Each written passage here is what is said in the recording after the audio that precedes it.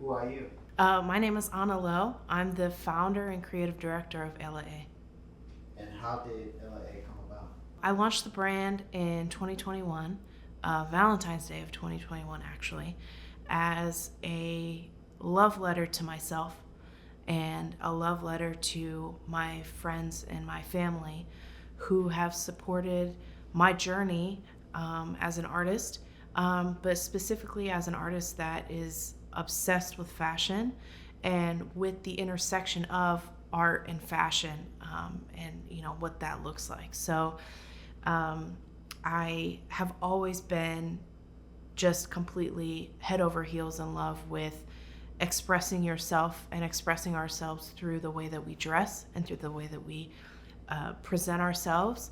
I think there's just something beautiful and magical that happens when you feel confident and comfortable and are able to express yourself through the way that you present yourself. So then I decided to take the leap and launch it in 2021. What's the meaning behind the brand name? The brand name literally means she is in Portuguese. I was born in the United States, but when I was a baby, my parents moved my family to Portugal, and that's where I lived all of my formative years. It's home to me. Um, and yeah, so LA means she is. There's a period at the end of LA on purpose, very intentionally. I wanted to create a safe space really for myself, and then share that safe space in case anybody also wanted to be a part of it, to simply be who you are and have that be enough.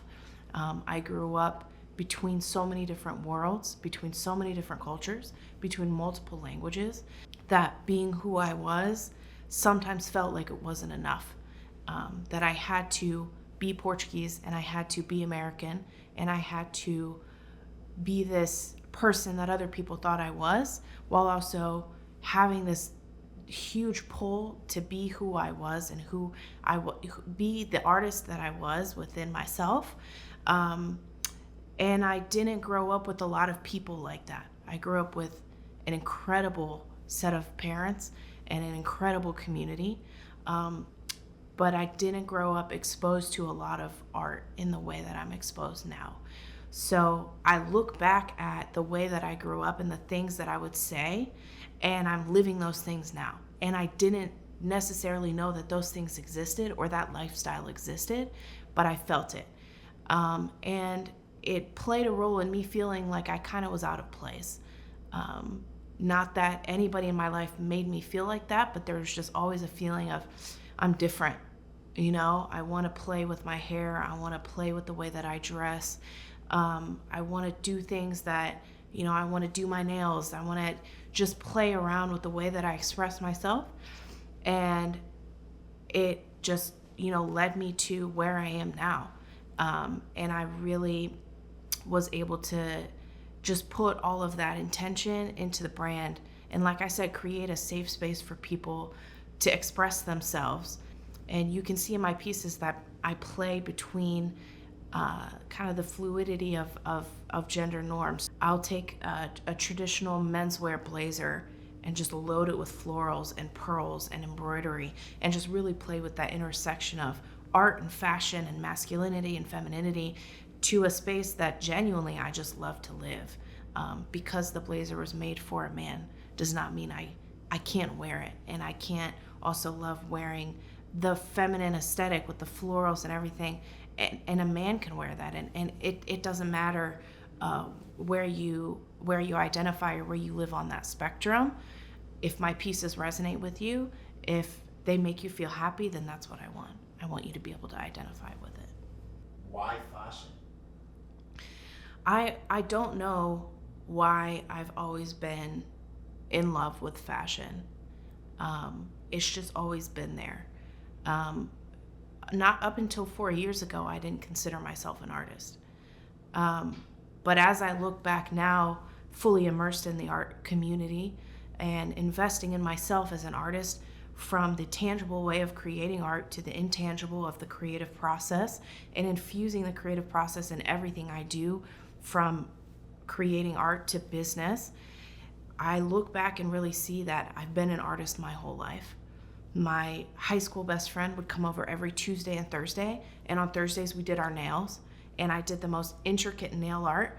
Fast forward, I became a hairstylist and specialized in nail art as a gel technician. So there are things in my life that I did as a child. I used to hand make purses out of my dad's old shirts and out of clothing that I no longer wanted to wear. And so I've always been an artist, but fashion has always been my medium. I think growing up in Europe, you are exposed to that instantly. You don't leave the house without looking your best.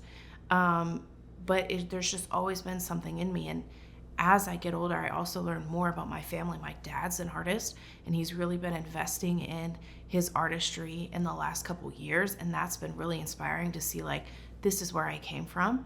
My grandma has always been obsessed with pins. She used to wear a smock to work completely covered in pins. So there are pieces in my life and in my family that I see now as I mature as an artist and as a person. I see this is where it came from, even if it wasn't so kind of in your face of we love fashion and this is how we express ourselves. It's kind of been in my blood and just been what I've been surrounded with. So fashion just has always been my medium, even in my art pieces that I call frameable fashion, but the pieces that I wear, the fiber art that I create is all created by or inspired by fashion, trims, fabrics, just all of everything in that game. The art side of fashion is really what inspires me and fuels me to do what I do. Why is sustainability so important to you? Sustainability is important to me because the process matters. The process in creating art, the process is how you get art. That's the whole importance of it. That's the beauty of it. So when we're talking about sustainability, we're not just talking about our environment, which is so important. We're talking about how we as people are impacting our surroundings, whether it be our environment or people, if we're impacting them in a positive way or a negative way. And that process makes us who we are. So if I create something beautiful, but I destroy the planet and hurt people along the way, does it matter? Is it impactful? You might put it on your wall, you might wear it, and you feel great about yourself. But if somebody was forced to create that garment for you, who cares? It's the process is everything.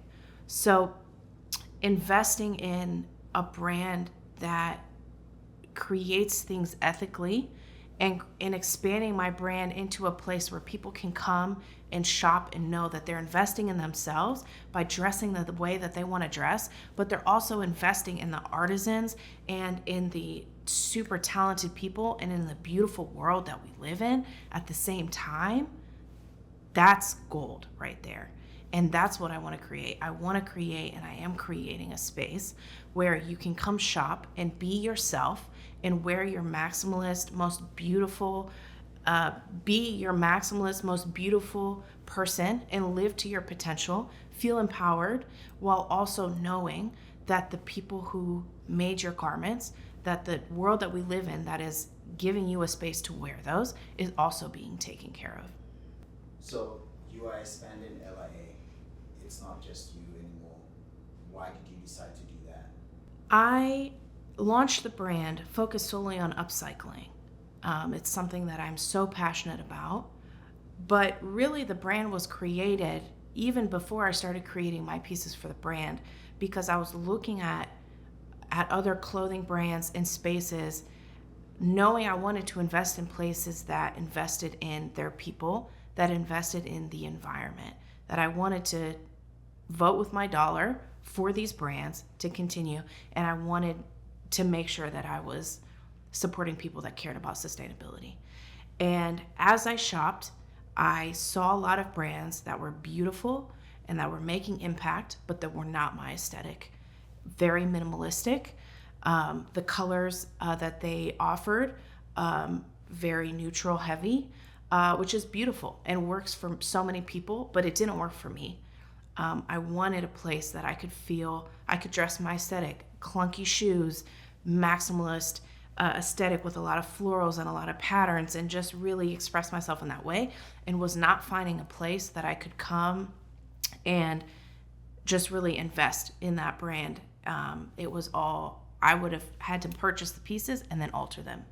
So after really realizing that there was a gap in the market there, I decided to go for it.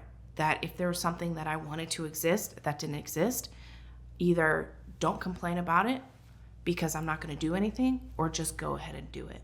So that it was in the forefront of my mind of, I'm going to start the brand. It has to start somewhere.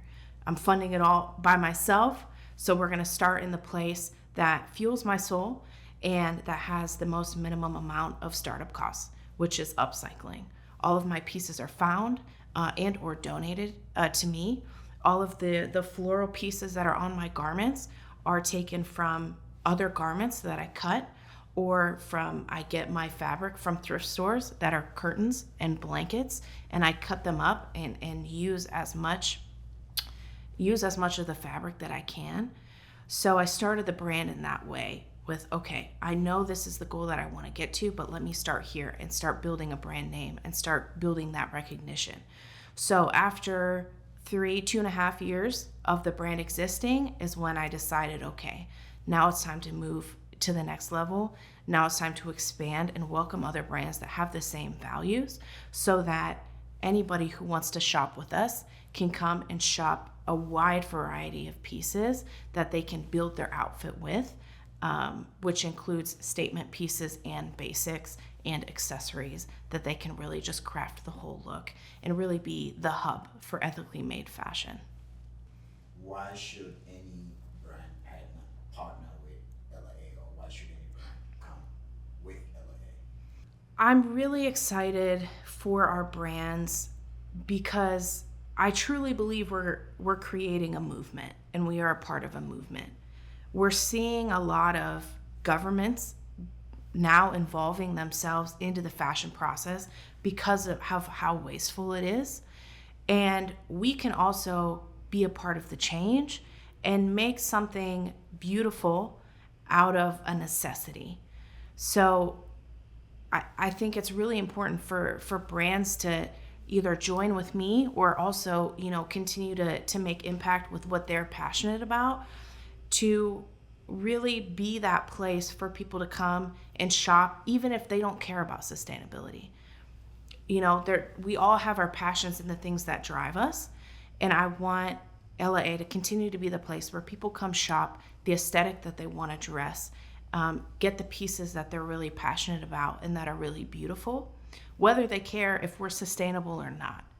We know that we are, and that we're making an impact in the industry every step of the way. So I want to just continue to grow the brand. The sky's the limit. I really have huge visions and dreams for this brand, and I want it to really make an impact in the industry, not simply because it's the right thing to do, but because the aesthetic is there. The pieces that you're wearing is art, but it's also it's a blazer that you can take into a business meeting, but you're also just feeling so powerful and beautiful while you wear it. I can see you're wearing an LAA. Tell us about it and what inspired this piece. Yeah, this blazer, I fell in love with it because of the minimal pink pinstripe in it. Pink is my favorite color. If I could make my whole apartment and my whole life pink, I would. But so I fell in love with the color theory is also something that I'm very passionate about. I love the way that colors intermix with each other. I love the messages and the stories that we can tell with that. So the color story of the blazer itself inspired me. This floral piece was on a sweater that I found at a thrift store. And I really love the greens, but then the pink that really tied in with the pinstripe, and applicated and added these different embellishments from a piece of jewelry that had broken. So I love taking different pieces and piecing them together and really crafting the whole story within that color story and building off of kind of the base. So our base is the pink and this green, and then now we have pieces of blue and different tones of green, and we have the burgundy. So this piece The pieces really inspire themselves. I start off either with a floral applique or fabric or a bead that I really like, or start off with the garment itself and just let it speak to me and start to pull things together and see what the story, what the color story is telling to me, and I let the piece just be what it wants to be. You have a new collection coming out. Tell us a little bit about that, and when do we expect it to drop? December 1st will be the official launch of the expanded LAA. My pieces are LAA Diferente, so we have the house brand. LAA Diferente means she is different. And then LAA is the brand that encompasses the movement and the place where you can come shop multiple brands and shop the maximalist aesthetic. So we plan to launch on December 1st, 2024, and that's when my new collection is launching. I have a lot of pieces that I'm so excited. I've started refashioning ties, playing around with floral appliques and beading and embroidery to really create just some magic. I think they're really powerful and they go really beautifully with the jackets. I mainly focus on blazers and jackets, layering pieces. It's my biggest collection so far, and I'm so excited to launch it with my two other brand partners. They are gorgeous within themselves, and really all of the pieces between our three brands just harmonize beautifully to offer, a really beautiful shopping experience and curated way that you can, shop pieces for yourself. Where can people find LAA? You can find LAA online on our website, LAA Diferente. Our Instagram is LAA.diferente. We have Pinterest as well, which is LAA, and on LinkedIn, LAA as well. Really excited for you to experience all the different curated experiences on the different platforms. So you can find us on any of those and reach out if you are a brand that you feel like resonates well with the aesthetic and with the mission, or if you just want to say, hey, I'm excited to connect with everybody who is looking forward to the future of fashion and what this means for the industry as we continue to invest in ourselves. What is the one song that you listen to and connect it with LAA, or like what you're trying to do? Oh man, I listen to a lot of different. It depends on the piece. Each different piece is inspired by a different playlist, but I listen to a huge combination of Portuguese artists in the Portuguese rap scene, but then also I don't even know the genre, not R&B, but